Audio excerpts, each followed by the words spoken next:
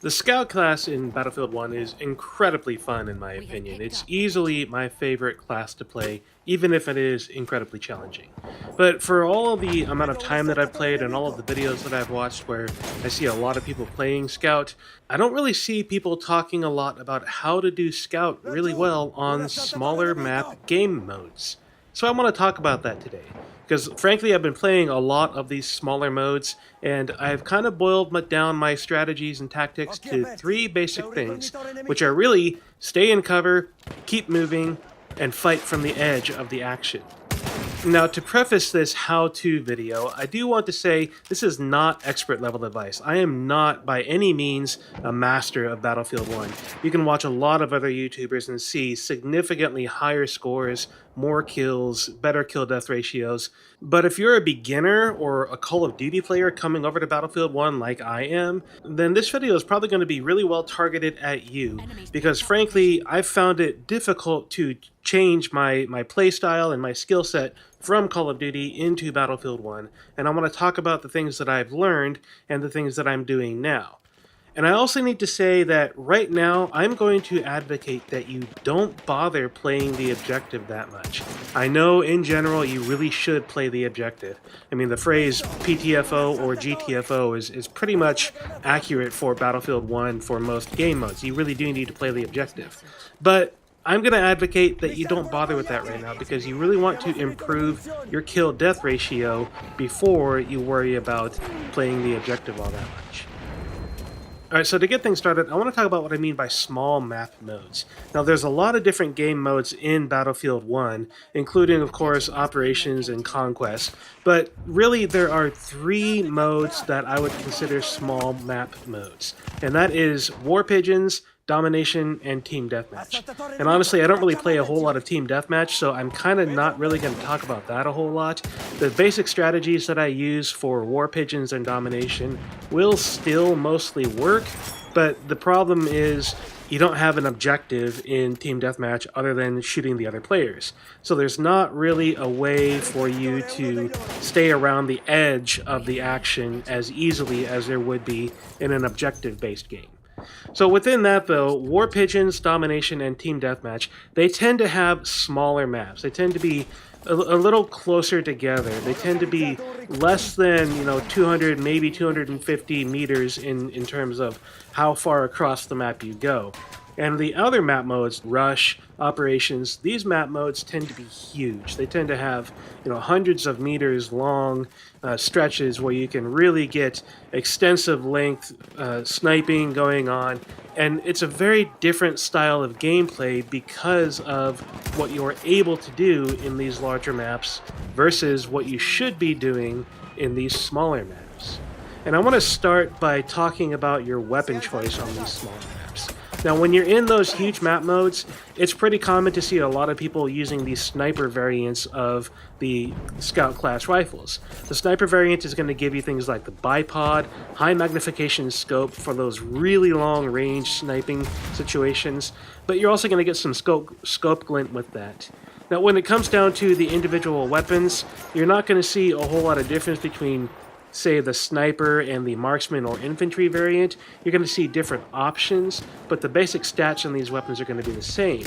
And those sniper options, those high magnification scopes, those bipods, things that really want you to lay on the ground and be still and be super far away, that's just not going to be very effective in these small map game modes, because frankly, you don't have enough room to really take advantage of that.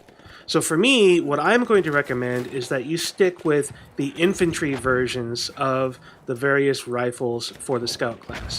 When you're playing War Pigeons and Domination and Team Deathmatch, you are generally not going to need a scope. You're not going to be far enough away that it's really going to make a significant advantage. If you do want to use a scope, though, go with the marksman variant of your favorite rifle. It's going to have a lower magnification scope than the sniper, but it's still going to give you a scope. It's going to have a palm rest instead of a bipod, so you can stand or crouch instead of having to lay down to really get the accuracy bonus. And you're not going to have the scope length that the sniper rifles give you.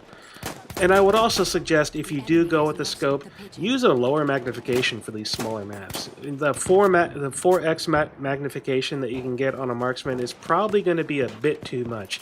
I'd say go with 3 or even down to 2. Now, when I play infantry rifles, I do put my magnification at the max on iron sights, which is 2x magnification. I find that to be a good balance for these smaller maps. And as you can see in the gameplay here that I'm showing you, I am using the Gewehr 98 and the M95 infantries. I really like the iron sights, as I said. I like having the better field of vision in terms of what I'm looking at, the lower magnification, but still having the scout rifle and still having everything that we've got going on with the scouts. It's just an incredibly fun class to play. And with these infantry variants, you'll also see that you do sometimes get a few other advantages. The Gewehr 98 and 95, for example, when you're aiming down sights, you've got this straight pull bolt action where you can fire off multiple rounds without leaving ADS. It's really nice to be able to do that, especially with the M95. You can get off a lot of shots. Basically, all 5 shots from your clip can be fired off in just a couple of seconds. And that's a huge advantage over even the marksman, where every time you fire out of the marksman, you're going to have to drop out of ADS in order to put the next bullet into the chamber. You don't have to do that with the infantry variants, which is one of the big reasons that I think the infantry variants have such a big advantage in these small map modes. You can fire off those rounds at a much faster rate. Now, when it comes down to selecting your individual weapon, though, yeah, I'm using the Gewehr 98 and M95, but I don't know that I would recommend those, really. I mean, compared to the Martini Henry, which is what I've been playing forever, these are phenomenally fast weapons with great sweet spots, but they're not really the best rifles suited for these small map modes. I would probably recommend using the SMLE for these small map modes because the sweet spot of the SMLE is a much shorter distance than the M98 or 95. The M98, for example, the sweet spot starts at about 80 meters out and goes to about 120 meters. You got to be from between 80 and 120 meters to get that one-shot kill. Otherwise, you're going to have to get a headshot to get the one-shot kill, or you're going to have to hit an enemy multiple times or hope that they've already been damaged by someone else. Now with the SMLE, you got a much shorter distance to get to that sweet spot. The M95, on the other hand, doesn't really have a sweet spot. It's got maximum power at up-close ranges, but you're only going to get 90 points of damage even at the most up-close ranges. So you're always going to be required to use 2 bullets to kill somebody with the M95, or again, hope that you get the headshot or you get the enemy that's already got some damage. Now, moving on beyond your weapon choice, let's get back to those 3 points that I was trying to talk about earlier, which is really stay in cover, keep moving, and fight from the edge of action. These are the things that you're going to want to focus on as you're actually playing the game. And staying near cover is one of the most important things that I've learned recently. It's something that I didn't do a really good job of in the past, and it showed as I was constantly getting taken out by other snipers and by just random people running by because I was in some open field somewhere. The thing about the scout class, you're not going to be spraying bullets like the assault class or even the support class. You're not going to have a huge magazine. You're not going to be able to fire off a ton of rounds in a single second or two.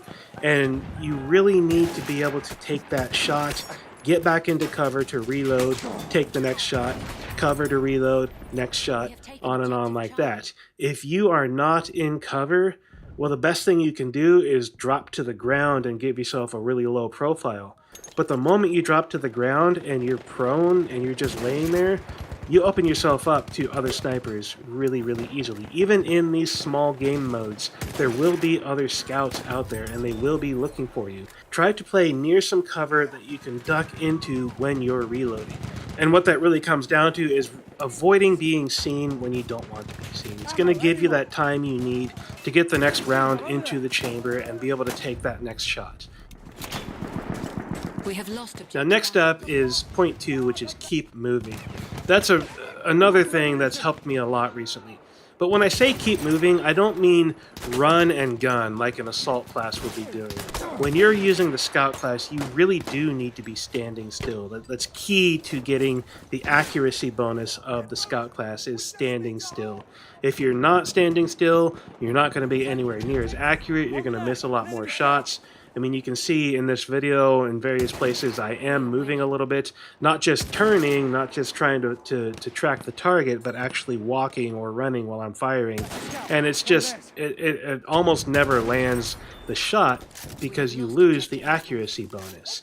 You need to take the shot, dodge back and forth, reload, get into cover, get out of cover. You need to constantly be moving when you're not shooting.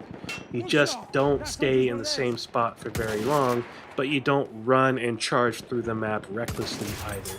You have to basically stay on the edge of combat, which is point number 3, of course. Fight from the edge of where the action is.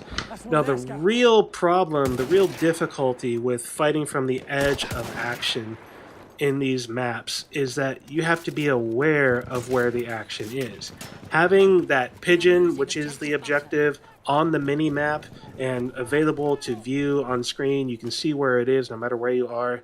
That gives you an indication of where the objective is, and that objective is where most people are going to be gathering.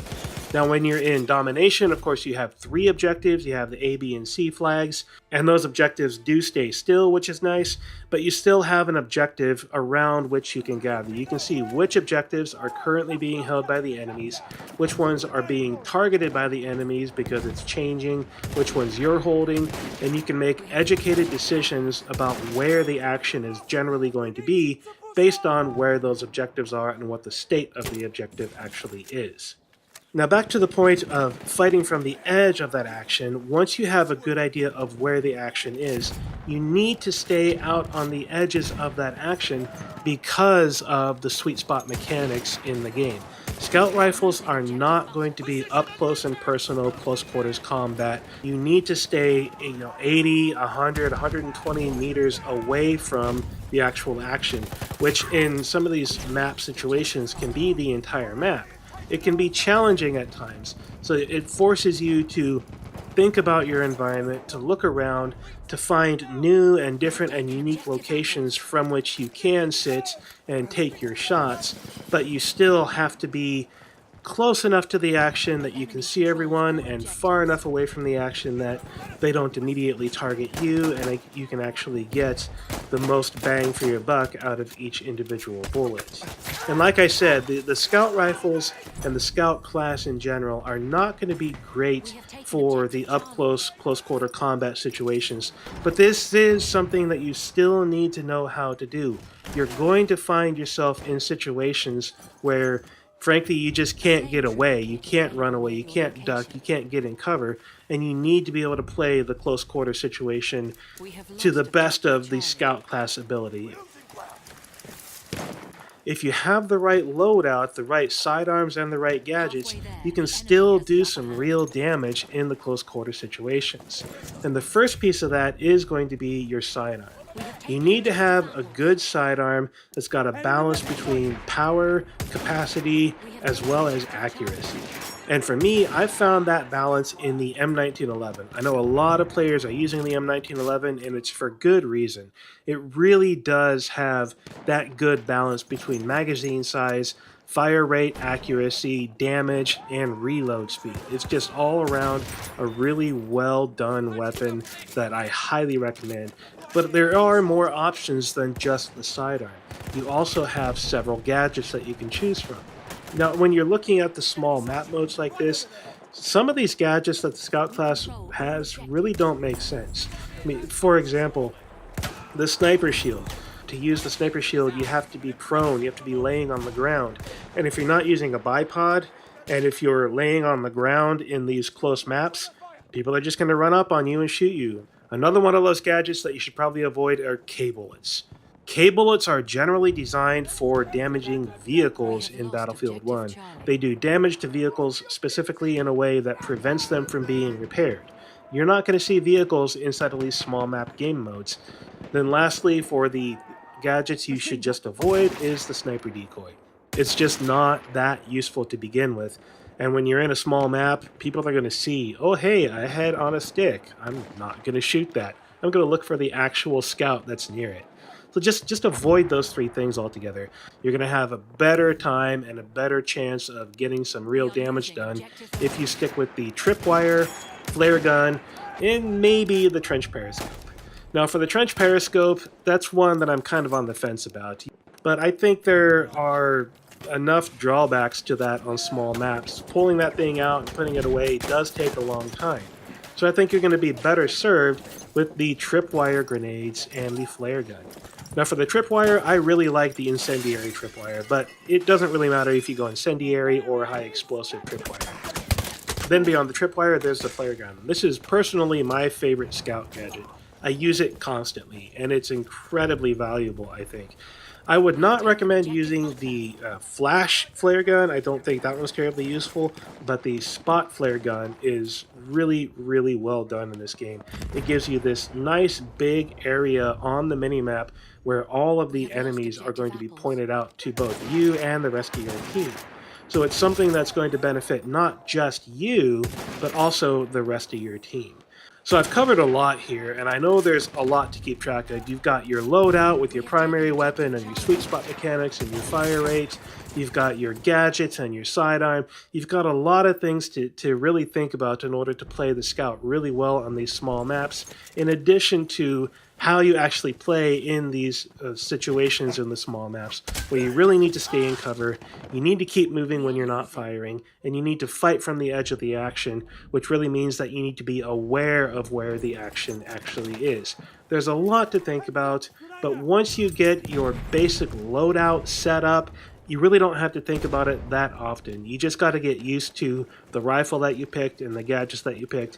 Make sure that you understand how they work. Think about those first, is what I would suggest.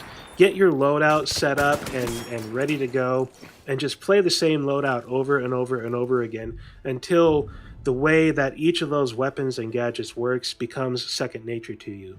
Once you've got that down, then you can really focus on the three strategies that I've talked about. Staying in cover, continue moving when you're not shooting, and then fighting from the edge of action. Once you get your KD ratio consistently positive, it doesn't have to be overall above 1, but you get consistently positive so that you're moving in the right direction. Then you can really think about playing the objective in new and interesting ways. It's not just rush into the objective and die, hoping that you take somebody else out.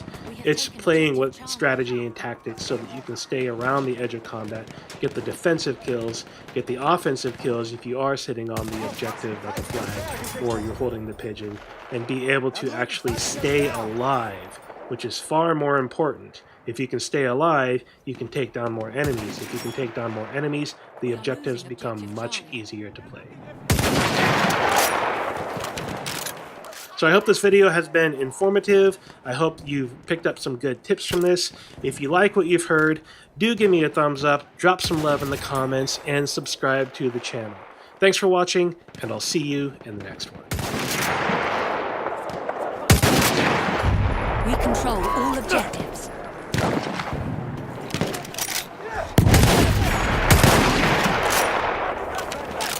We have lost objective Charlie.